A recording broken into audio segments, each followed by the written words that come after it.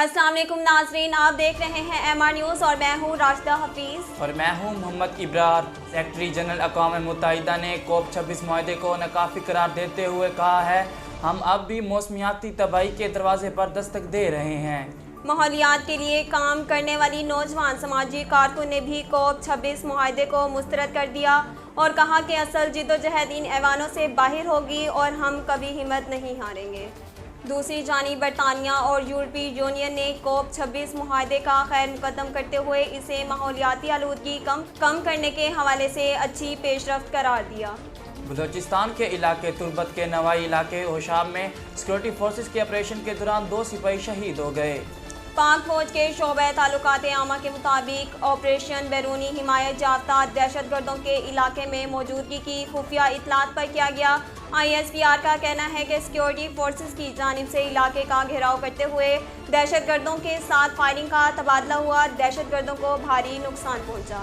तर्जमान पाक फौज का कहना है कि फायरिंग के शदीद तबादले में 2 सिपाही बहादुरी से लड़ते हुए शहीद हो गए। लाहौर में डेंगू जाने निकलने लगा। पंजाब में अमवात की मजमूई तादाद 90 हो गई। लाहौर में सूरत हाल बिगड़ने लगी। इस्लामाबाद और खैबर पख्तूनख्वा में भी केसेस में तेज़ी से इजाफा जारी है। मुल्क भर में डेंगू के वार्ड जारी। पंजाब में मजीद 277 मरीज रिपोर्ट हुए। मुल्क भर में डेंगू के वार्ड जारी हैं। पंजाब में मजीद 277 मरीज रिपोर्ट हुए। डेंगू से मजीद 4 अफराद दम तोड़ गए, जिसके बाद मजमूई अमवात की तादाद 90 तक पहुँच गई। लाहौर में सबसे ज़्यादा 225 केसेस रिपोर्ट हुए। पंजाब में मजमूई केसेस की तादाद 20,922 हो गई।